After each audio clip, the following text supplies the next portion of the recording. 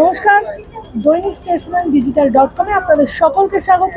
আর সঙ্গে রয়েছে আমার সঙ্গে আজকে আমাদের সকলের প্রিয় অভিনেতা শাশ্বত চট্টোপাধ্যায়। খুব কলরা, কি বলবেন ফার্স্টেই? না, এটা একদম বললাম তো, এটা হচ্ছে একদম র্যাগিং নিয়ে একটা ছবি, যে র্যাগিং এর এগেনস্টে কথা বলা আছে। এটা কোনো পলিটিক্যাল ছবি নয়, এটা কোনো পার্টির তুলে ধরা না, এজেন্ডা ধরা নয়, কাউকে তোলা কাউকে ফেলা এসব কিচ্ছু নেই। জাস্ট র্যাগিং কতটা ক্ষতিকারক হতে পারে সেইটার ওপর, এবং সেটা শেষে গিয়ে এমন একটা টুইস্ট আছে যেখানে আমার বিশ্বাস মানুষ কেঁদে ফেলবেন। না, রাজ চক্রবর্তীর ছবি মানে একটা ডিফারেন্ট টেস্ট আছে। কিন্তু সেখান থেকে দাঁড়িয়ে আমি একটা জিনিস জানতে চাইবো, এই র্যাগিং জিনিসটা কিন্তু আজকে আমাদের কাছে না, ছোটবেলা থেকে শুনে আসছি। এবং এইসব র্যাগিং শুধু স্কুল কলেজে হয় না, বাড়িতেও হয়। হ্যাঁ, অফিস, সব জায়গায়। কিন্তু মানে কিছু কিছু ক্ষেত্রে সত্যি যারাই শিকার হয়ে, এবং পরিবার কোথায় সবচেয়ে বেশি, মানে ছেলেটা বা মেয়েটা শিকার হলো, কিন্তু সাফার তো হয় পরিবার। যে কারণে শুধু ছাত্রছাত্রীদের জন্য এই ছবি নয়, বাবা মার দেখা উচিত। আচ্ছা, এখানে দাঁড়িয়ে একটা জিজ্ঞেস করছি তোমার কাছ থেকে, কারণ এই মুহূর্তে দাঁড়িয়ে মানে তুমি অভিনেতা থেকে তুমি বাবা, মানে বাবা তুমি অনেক দিন, সেখানে কিন্তু আরো দায়িত্ব তোমার দিন দিন মনে হয় কোথাও একটা বেড়েছে। দায়িত্ব আমি পালন করে দিয়েছি, সে এখন অ্যাডাল্ট। হ্যাঁ, অবশ্যই সে এখন অ্যাডাল্ট, কিন্তু তাকে যখন কলেজে পড়ানো বা এই ব্যাপারটা, এটা তোমাকে এরকম কিছু ফেস করতে? না, চিরকালই ভালো ছাত্র ছিল ও, ভালো স্কুলে পড়েছে, সেন্ট জেভিয়ার্স থেকে গ্র্যাজুয়েশন করেছে মাস কম ভিডিওগ্রাফি নিয়ে। এবার সে ইন্ডিপেন্ডেন্টলি নিজের মতো কাজ করছে। তারও তো কাজ আসছে আর কি। হ্যাঁ, ডেফিনেটলি। সেটা নিয়ে তোমার কোনো বক্তব্য? আমার তাতে কোনো অবদানই নেই, মানে আমার কোনো অবদানই নেই। আমি হঠাৎ করে একদিন দেখলাম যে ও হঠাৎ করে নাচ শিখতে আরম্ভ করলো। তারপরে দামিনী, মানে আমাদের বেনি বাসুর, ওয়ার্কশপ করতে চলে গেল।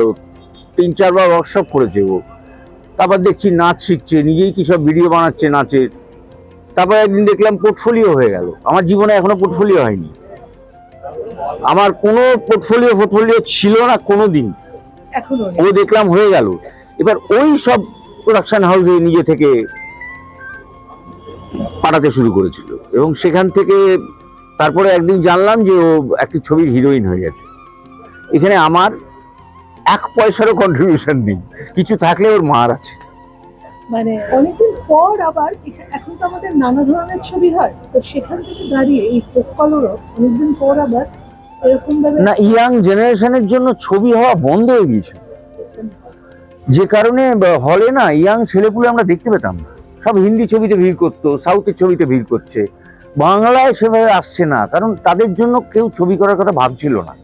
বাচ্চাদের জন্য ছবি তো বন্ধই হয়ে গেছে প্রায়, কিন্তু সেগুলো হওয়া উচিত।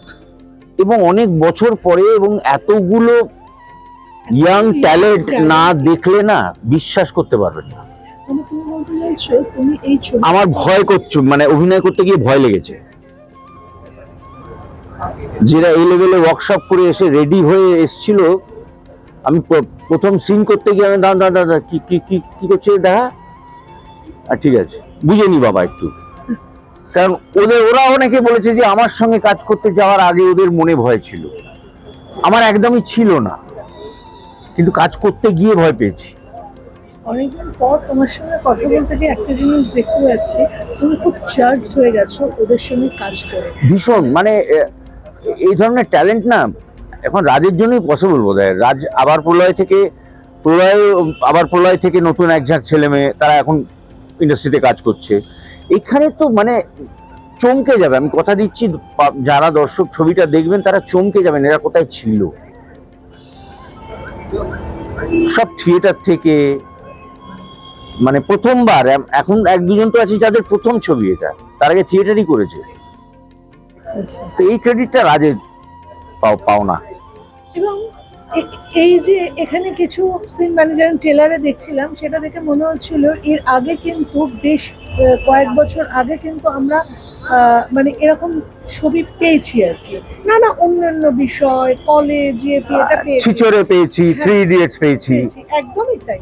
হ্যাঁ, তারপরে কিন্তু এই ব্যাপারটাই জোনার বলো এই না, ইয়াং ছেলেদের নিয়ে ভাবনাটাই চলে সেখানে গিয়েছিল। এরকম একটা, এটাও কিন্তু একটা খুব স্পর্শকাতর বিষয়, মানে এবং খুব আনন্দ লাগছে যে ইয়াং ছেলেদের জন্য, ছেলে মেয়েদের জন্য একটা ছবি এত বছর বাদে হলো বাংলায়। এবং এই ছবিতে বললাম না, শেষে গিয়ে এমন একটা ধাক্কা খাবে, মানে র্যাগ করতে গেলে ভাববে লোকে।